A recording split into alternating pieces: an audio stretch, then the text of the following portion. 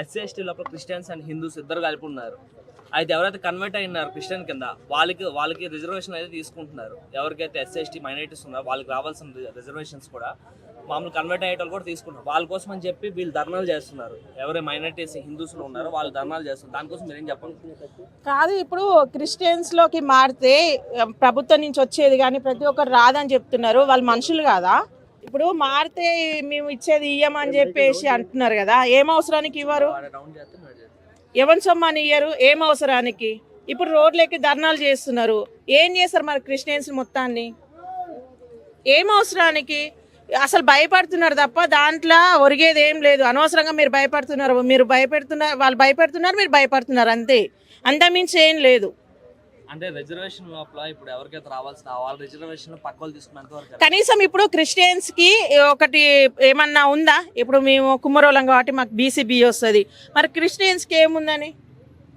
Christians అసలు ఇది కాదాక అంత కులాలు అంటే ఎలాగైతే హిందువుల్లో ఇది ఉందో అలా కులాల పైన వాళ్ళు సపరేట్ ఏం లేవు. అలాగని చెప్పేసి కులాల పరంగా లేదని చెప్పేసి వాళ్ళకి రిజర్వేషన్ ఉండవు. రిజర్వేషన్స్ ఉండకి ఏడుకోతాయి తమ్మి, ఉంటాయి, వస్తాయి. చూడు నువ్వు ఎందుకంటే ఏదైతే ఇక్కడ మతాలు ఏవైతే రాజ్యాంగంలో క్రిస్టియానిటీకి చేంజ్ అయిన వాళ్ళకి అసలు రిజర్వేషనే లేదు. ఎవరైతే ఇప్పుడు చేంజ్ అయ్యారో వాళ్ళకున్న రిజర్వేషన్. ఇప్పుడు మరి చేంజ్ అయిన వాళ్ళు మొత్తం అలా హిందూ ధర్మానికి రావాలా?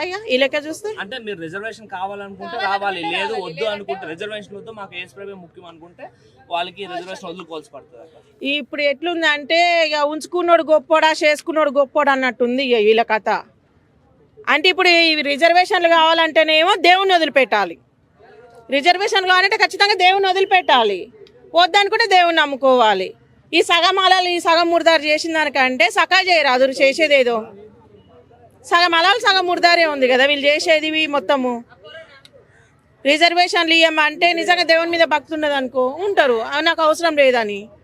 ఇప్పుడు ఇంతగానో మిరకట్లో పెట్టిరు ప్రతి ఒక్కరిని, కానీ అది కరెక్ట్ కాదు. ఎవరో ఒకరిని మళ్ళీ తోడతారు, మళ్ళీ దీని మీద కూడా కేసు వేస్తారు, ఖచ్చితంగా వాళ్ళే గెలుస్తారు. అంటే హిందూ మతం మాకొద్దు, హిందువుల్లో మేము ఉండమని చెప్పేసి ఇష్టం తమ్మి, అది క్రిస్టియన్ హిందువులకి రావాల్సిన రిజర్వేషన్ తీసుకుంటారు. హిందువులకే ఎందుకు వస్తుంది? భారతదేశంలో పుట్టినప్పుడు అందరికి సమాన హక్కులు కదా. మీరు అంబేద్కర్ గౌరవిస్తారా? ఎందుకు గౌరవించను? ఆయన రాసిందని గౌరవించారు. ఆయన రాసిందని గౌరవిస్తా. కాకపోతే ఇప్పుడు మరి ఈడైతే ఏం రావంటారు, మరి వీళ్ళు ఏడుకోవాలి చెప్పు.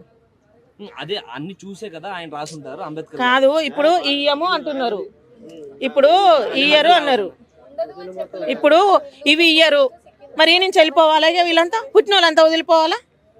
ఎక్కడ పోవాలి మరి వీళ్ళంతా?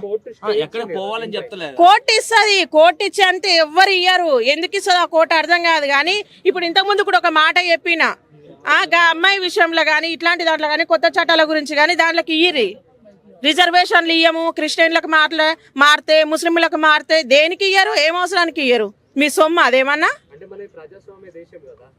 అందరు ఐకమత్యంతో రథమి, అందరూ ఇంత లొల్లి లేకుండా పంచాయతీ లేకుండా ఏం లేకుండా అందరు ఐకమత్యంతో ఉన్నారు. హిందువులు కొట్టుకోవట్లేదా? ఎవరు కొట్టుకోవట్లేదా హిందువులు ఎంత కొట్టుకున్నారు సరే. ఇప్పుడు క్రిస్టియన్స్ మొన్నట్లో కూడా కొంత పాస్టర్లు అయినా అవ్వడం లేదంటే ఎవరైతే కన్వర్ట్ అయ్యారో మాకు సపరేట్ దేశం కావాలని చెప్పి కూడా రోడ్ల మీదకి వచ్చారు. అది ఎంతవరకు కరెక్ట్ అయితే? సపరేట్ దేశం కావాలంటే ఈ క్రిస్టియన్స్ ఈడు ఉండొద్దు, ఇక నిజంగా ఈడు ఉండొద్దు. నువ్వు భారతదేశంలో ఉండి నాకు సపరేట్ దేశం కావాలి, నాకు సపరేట్ కావాలంటే అది తప్పదు. అట్లాంటివి వచ్చినప్పుడు హిందూస్ లొల్లి పెడుతున్నారు, ముస్లింలు పెడుతున్నారు, క్రిస్టియన్స్ పెడుతున్నారు. అప్పుడు ఏం చేయాలి? క్రిస్టియన్స్ లో ఎవరైతే పెడుతున్నారో ఎంతమంది ఫేక్ ఫాస్టర్లు ఉన్నారనే చెప్తున్నారు, లేరని చెప్పట్లేదు. వాళ్ళ మీద ఖచ్చితంగా చర్యలు తీసుకోవాలి. దానికి ఎవరైనా యాక్సెప్ట్ చేస్తారు. మీరు క్రిస్టియన్ యేసుప్రభుని నమ్ముకుంటే మీకు వచ్చేవి కూడా రావంటే అది తప్పే కదా, మరి పొట్టలు కొట్టినట్టే కదా. అదే అవసరం లేదు. ఇప్పుడు ఇది ఎట్లున్నా వాళ్ళకి ఎందుకు కోల్పోతారు? వాళ్ళు హిందువులే కదా. ఇప్పుడు నమ్ముకున్న వాళ్ళు సపరేట్ ఉంటారు. ఇప్పుడు నాకు గవర్నమెంట్ జాబ్ వచ్చింది అనుకో, నా ఊరికి వచ్చి ఎంక్వైరీ అయితే చేస్తాడు కదా. నేను హిందువునా ముస్లింనా క్రిస్టియన్స్ నాను ఎంక్వైరీ చేసుకున్న తర్వాత ఇస్తాడు. వీళ్ళకి వచ్చేది ఎందుకు కోల్పోతారు? ఓకే, ఇప్పుడు క్రిస్టియన్స్ కి కన్వర్ట్ ఏదైతే రిజర్వేషన్ కావాలనుకున్నప్పుడు ఏదైతే వాళ్ళ ఆధార్ కార్డులో హిందూ అని ఉంచుకోకుండా క్రిస్టియన్ కింద కన్వర్ట్ అయ్యి అప్పుడు చెప్పాలి కదా మాకు రిజర్వేషన్ కావాలని చెప్పి. ఏంది ఏదో హిందూ అని చెప్పేసి ఏదైతే ఆధార్ కార్డు ఉందో దాన్ని క్రిస్టియన్ అని చెప్పి చేంజ్ చేసి అప్పుడు అడగండి గవర్నమెంట్ కి మాకు కూడా రిజర్వేషన్ కావాలని చెప్పి. కానీ అక్కడ క్రిస్టియన్ అని మాత్రము అంటే బాప్తీసం పెద్ద పెద్ద తీసుకొని- ఫాస్టర్లే మార్చుకోవట్లేదు. ఇప్పుడు తండ్రి సక్క ఉంటే కొడుకు సక్క ఉంటాడు. ఈ ఫాస్టర్లను చూసి కూడా కొంతమంది సగానికి సగం ఖరాబ్ అవుతారు తెలుసా. దానికోసం అంటున్నా, ఎందుకంటే మీరు కన్వర్ట్ అయిపోతున్నారు కానీ ఏదైతే హిందూ అని చెప్పేసి మీరు ఏదైతే లబ్ధి పొందుతున్నారో అది పొందకూడదు అంటుంది గవర్నమెంట్.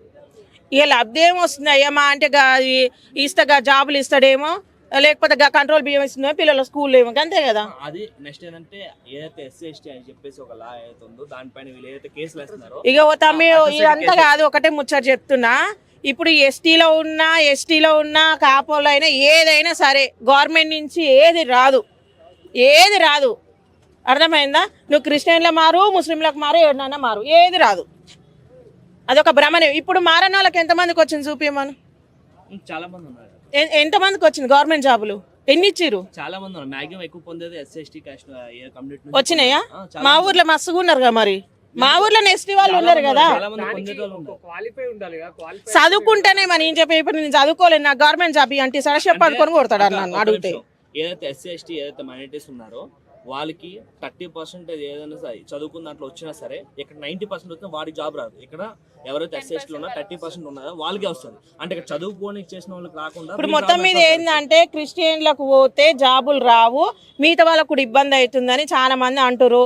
మరి ఇప్పుడు మారిన వాళ్ళని ఏం చేయాలంటే మరి మొత్తం ఇళ్ళకి రావాలి. ఇక లేదంటే వాళ్ళు రిజర్వేషన్ వదులుకోవచ్చు కదా దేవుడి కోసం. మరి వదిలేసుకుంటారు కదా. ఓడిస్తుంది ఇప్పుడు. ఇక వదులుకోవట్లేదు అక్క. ఎందుకు వదులుకుంటారు. ఇక హిందూ అని చెప్పేసి ఏదైతే వర్డ్ ఉందో ఆ వర్డ్ చేంజ్ చేసుకోవట్లేదు ఆధార్ కార్డులో. అలాంటిది వాళ్ళు ఎక్కడ వదులుతున్నారు? చేంజ్ చేసుకుంటారు ఇక ఈ దెబ్బతోటి. మరి గవర్నమెంట్ అదే చెప్తుంది. నేను ఫస్ట్ ఒక్కరికే చెప్తున్నా, ఫేక్ ఫాస్టర్లు ఉంటారు చూడు వాళ్ళకే చెప్తున్నా, ఇప్పుడు బయటికి రాండి.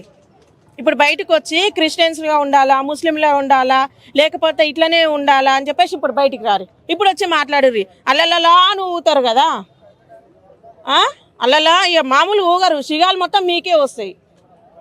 ఇప్పుడు రారు బయటికి, ఇప్పుడు రారు ఇట్లాంటి దానికి. నేను మొన్న ఒక వీడియో పెట్టిన, ఏంటంటే ఒక ఆయన ఫాస్టరు ఎగిరెగిరి తంతుండు ఒక ఆమెలో ఏదో పట్టిందని ఎగిరెగిరి తంతుండు. గా వైష్ణవ ఏం పేరు వైష్ణవ చనిపోయిందిగా, వాళ్ళ అమ్మ వాళ్ళ అన్నదమ్ములు ఏడుస్తురు. జరవై లేపు అయ్యా నీకు దండం పెడతా, లేకపోయి కొంతమంది నిజంగా చెప్పాలంటే ఫాస్టర్లకు ఎందుకు మాట్లాడుతున్నారంటే ఇన్కమ్ కోసమే. నిన్నగాక మొన్న గుడ్ ఫ్రైడే ఉందని చెప్పేసి వాడైతే గాడిద మీద వస్తుండు. ఆ గాడిద ఎగిరి తను తేడమైపాడు. యేసుప్రభు వచ్చిందని వీడు కూడా గాడిద మీద వస్తుండు. గాడిద నా కొడుకు యేసుప్రభు అప్పుడు వచ్చిందని వీడు కూడా గాడిద ఎక్కి వస్తుండు. ఇంకోడైతే పాలతోటే కాలు గడిపించుకుంటాడు. ఏడుందిరా బైబిల్లా?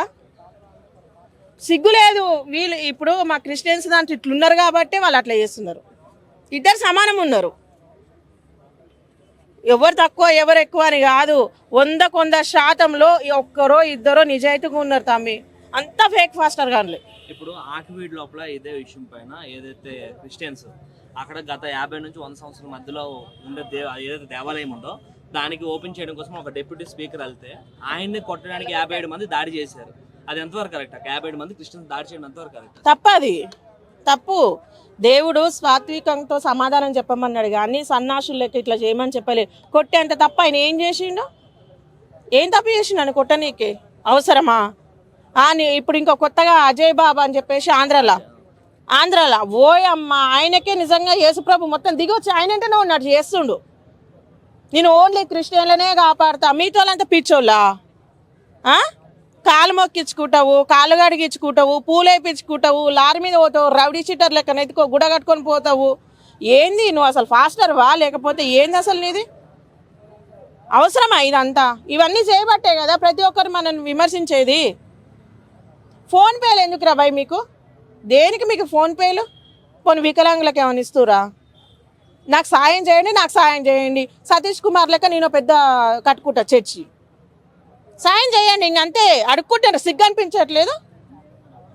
నువ్వు దొంగతనం చేయి, లంగతనం చేయి, ఏమైనా చేయి, నువ్వు చర్చిలో మాత్రం ఖచ్చితంగా ఇంకెళ్ళ పేపర్లో పెట్టి ఇవ్వాలి. మళ్ళీ ఈయనకి ఉత్తగిస్తా తీసుకోడు. పేపర్లో పెట్టి మీ సమస్య ఏందో చెప్పి ఇవన్నీ 5,000 ఇవ్వాలి. 5,000 ఇస్తేనే మళ్ళీ వేసే వింటాడు, ఆటానిస్తే వినోడు. సిగ్గు లేదు, అందుకే ఇట్లా చేస్తున్నారు. అందుకే మనకు రావాల్సినవి కూడా రావి. ఇక అయిపోయింది, దిగి రావాలి ఇక మీరే మీ నుంచి. ఫస్ట్ ఇప్పుడు వీళ్ళంతా చాలా మంది మాట్లాడుతున్నారు కదా, ఈ ఫేక్ ఫాస్టర్లను కానీ పట్టించుకొని పక్కలను వలగొడితే అందులో ఫస్ట్ నేను వస్తా. ఈ ఫేక్ ఉంటారు చూసినావా, నిజాయితీ ఉన్న వాళ్ళు కాదు, ఫేక్ ఉంటారు చూసినావా, వాళ్ళ కాడికి నేను మొన్న ఒక వీడియో పెట్టిన, నేను చూపిస్తాను, నా ఫోన్ లేదు, దాంట్లో అయితే అతి దారుణంగా అంటుండే ఒక ఆడ మనిషిని. ఏడుందిరా నీకు? నాశనం అయిపోతారు తెలుసా, దేవుడు కూడా క్షమించాడు. ఓకే, మీరు చెప్పింది ఆయన ఎగిరెగిరి తంతుండు ఇలా చేయడం చేస్తున్నా చాలా మంది తెలుసు, అంటే కన్వర్ట్ అయిన చాలా మంది క్రిస్టియన్స్ కి ఆ మాత్రం కొంచెమైనా బుద్ధి ఉండాలి కదా, అలా తంతున్నప్పుడు కూడా అది రియల్ కాదని తెలియాలి కదా వాళ్ళకి కూడా. ఇప్పుడు నమ్ముకున్న వాళ్ళకు కూడా లేదు, కొత్తగా వచ్చిన వాళ్ళ సంగతి దేవుడు ఎరుగు, కానీ నమ్ముకున్న వాళ్ళకు కూడా లేదు అంటున్నా. దేవుణ్ణి విశ్వాసంతో పోయి నమ్ముకున్న వాళ్ళు వేరు, కానీ ఇల్లున్న వాళ్ళకైనా నీకెందుకు? ఇప్పుడు నిన్నగాక మన మణిదీపేశ్వర్ కాడికి ఎట్లా పోయారు? మోకాలలో ఏమనుకుందంటే మన ప్రజలకే ఉంది దిమాకు. ఇంకోడు ముసలోడు చూసిరు కదా దసరా పండుగ ఎట్లుందో, యూట్యూబ్ ఓపెన్ చేస్తావా అంది, ఏం చేస్తాడు? పంచాంగాలు ఏమో చెప్తాడంటగా. దసరా పండుగ వానికి వచ్చింది చూడు సుఖం, మీకన్నా దక్కలేదు అది.